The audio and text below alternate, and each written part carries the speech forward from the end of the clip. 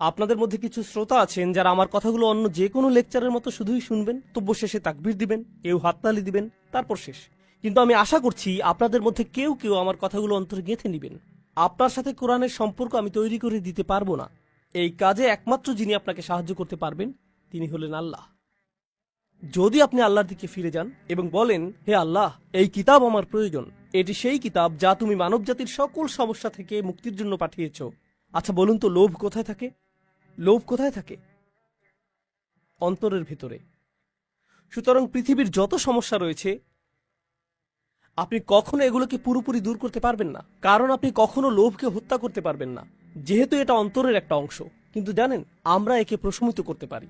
এই জন্য আল্লাহ বলছেন, মনে আছে শুরুতে কি বলেছিলাম? আমাদেরকে বাইরে থেকে আমাদের অন্তরকে সুরক্ষা দিতে হবে। আর সেই সুরক্ষাটা কি? এটা হলো আল্লাহর বাণী। আল্লাহর কথাগুলো যখন আপনার অন্তরে প্রবেশ করে, আপনার অন্তরটা তখন অধিক শক্তিশালী হয়। আপনি তখন আপনার আকাঙ্ক্ষাগুলো সংযত রাখতে পারেন, আসক্তিগুলোকে নিয়ন্ত্রণ করতে পারেন। এটা কতটা দুঃখজনক যে এখন কত তরুণ পর্নোগ্রাফিতে আসক্ত। এটা একটা বাস্তবতা। আমি কত তরুণের সাথে কথা বলেছি, তারা আমাকে বলেছে এটা তো সাধারণ ব্যাপার, আপনি আমাকে কি করতে বলছেন? তাদের অন্তরগুলো এতটাই মৃত হয়ে গিয়েছে, তারা বলছে এটা সাধারণ বিষয়। এটা একটা স্পষ্ট চিহ্ন যে অন্তরটা মরে গেছে। কিভাবে আল্লাহর কথা সে অন্তরে প্রবেশ করবে? আমরা একটু চিন্তা করি। এই যে চোখ দুটো আল্লাহ আমাদেরকে দান করেছেন, আপনি যখন ওইসব বাজে ছবি দেখেন, এই চোখগুলোর অপব্যবহার করবেন। কিভাবে একই চোখ দুটো আল্লাহর জন্য অশ্রু ছড়াবে? একই চোখ দুটো দিয়ে কি এটা করা সম্ভব? এই যে জিহ্বা আল্লাহ আপনাকে দিয়েছেন, এর মাধ্যমে আপনি আল্লাহর কথাগুলো তেলাওয়াত করতে পারেন, অথচ আপনি আপনার সারাদিন অতিবাহিত করেন গালিগালাজ আর মন্দ কথা বলে। এই হাত দুটো আপনি আল্লাহর সামনে তুলেন এবং রাখেন যাতে আপনি আল্লাহর সামনে দাঁড়াতে পারেন। এই একই হাতগুলো আপনি ব্যবহার করেন অভদ্র অঙ্গভঙ্গি করতে বা অন্যায় কাজ করতে। এই একই হাত। আমরা কিভাবে আমাদের নিজেদের ব্যাপারে সচেতন হব? আল্লাহ বলছেন, ওয়ালা তাকুনু কাল্লাযীনা নাসুল্লাহা ফাআনসাহুম আনফুসাহুম। তোমরা তাদের মতো হইও না যারা আল্লাহকে ভুলে গিয়েছিল, আর আল্লাহকে ভুলে যাওয়ার ফলে আল্লাহ তাদেরকে নিজেদের ব্যাপারে ভুলেই দিয়েছেন। আপনি এমনকি জানবেনও না যে আপনি কেমন। আপনি আল্লাহর একজন সম্মানিত সৃষ্টি, কিন্তু এই লোভের কারণে আপনি একটা পশুর চেয়েও অধম হয়ে গিয়েছেন। দয়া করে নিজেকে বাঁচান, নিজেকে বাঁচান। আমি আপনাকে বাঁচাতে পারবো না। আপনাকে বাঁচানোর চেষ্টা আপনার নিজেকেই করতে হবে। অল্লাহি, যত ছবি, এগুলো প্রচারের জন্য যত বিজ্ঞাপন এবং এর সংশ্লিষ্ট যত কিছু আছে, যারা আমাদেরকে পশুর স্তরে নামিয়ে নিতে সদা তৎপর, তারা খুবই শক্তিশালী। প্রচুর টাকা ব্যয় করা হয় বাচ্চাদের মধ্যে যৌনতা ছড়িয়ে দেওয়ার জন্য। এই কাজে প্রচুর টাকা ব্যয় করা হয় অশ্লীলতাকে স্বাভাবিকীকরণ করতে, এগুলো উদযাপন করতে এবং নীতি নৈতিকতাকে নতুন করে সংজ্ঞায়িত করতে, ভালো মন্দকে নতুনভাবে সংজ্ঞায়িত করতে প্রচুর টাকা ব্যয় করা হয়। এবং মানুষ এগুলোর স্রোতে এমনভাবে ভেসে যায়, তারা বলে কোরআনে এমনটা বলা হয়েছে, কিন্তু আমার কাছে এটা ভালো মনে হচ্ছে না। তাদের বিবেক এতটাই কঠিন হয়ে গিয়েছে, যখন আপনি বাঁকা অবস্থায় সোজা জিনিসের দিকে তাকাবেন, আপনার কাছে সোজা জিনিসটাই বাঁকা লাগবে।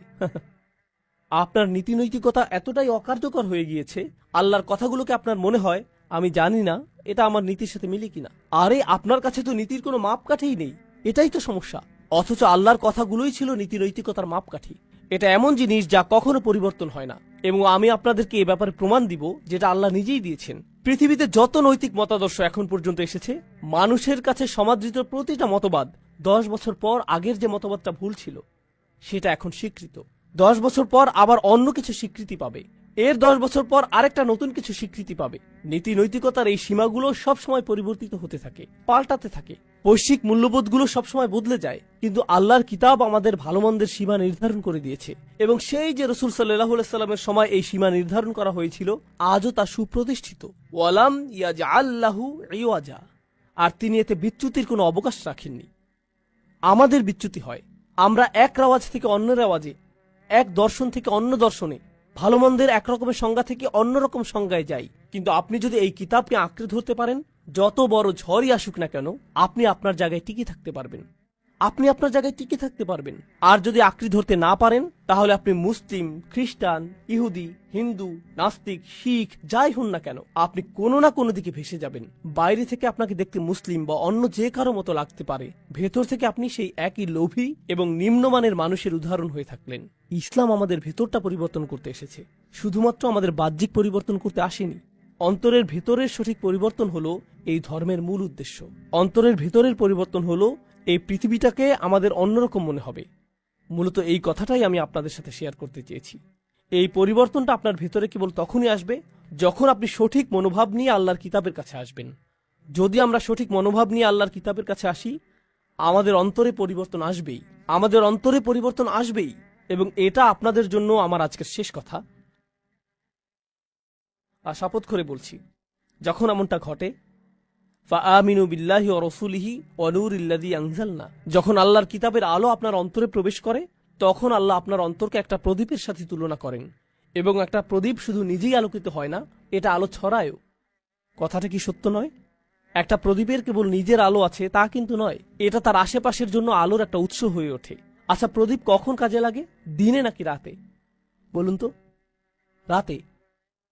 এর মানে হলো আপনারা এমন মানুষ হবেন যারা ঘোর কালো অন্ধকার যুগে বাস করবেন। আপনারা নিজেরা শুধুমাত্র আলোকিত থাকবেন তাই নয়, অন্যজনের জন্য আলোর উৎস হবেন।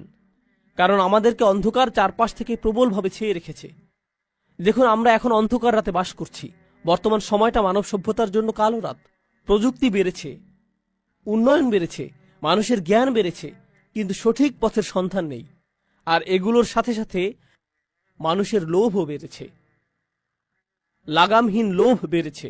এসবের ফলে মানুষের মধ্যে ধার্মিকতা কমেছে, ভদ্রতা কমেছে, নৈতিকতা কমে গিয়েছে। সুবহানাল্লাহ।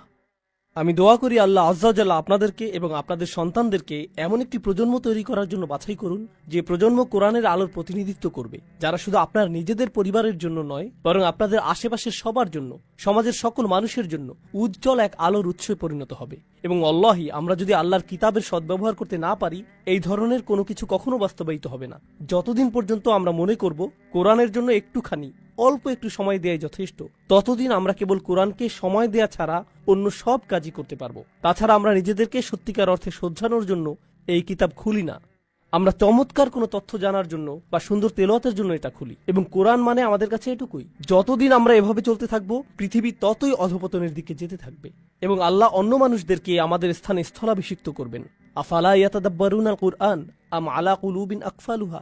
একই সূরা আল্লাহ বলছেন, ওয়া ইন তাতাওয়াল্লাউ ইস্তাবদাল কওমান গায়রাকুম সুম্মা লা ইয়াকুনু আমসালাকুম। আল্লাহ বলছেন, তারা কেন কোরআন সম্পর্কে চিন্তা ভাবনা করে না? তাদের অন্তরে কি তালা পড়ে গেছে? কেন তাদের অন্তর কাজ করছে না? তারা কেন কোরআন সম্পর্কে গভীরভাবে চিন্তা করে না? আচ্ছা বলুন তো, গভীরভাবে চিন্তা করা, ভাবা, এই কাজগুলো কি কেউ মুহূর্তের মধ্যে করতে পারে, নাকি সময় লাগে?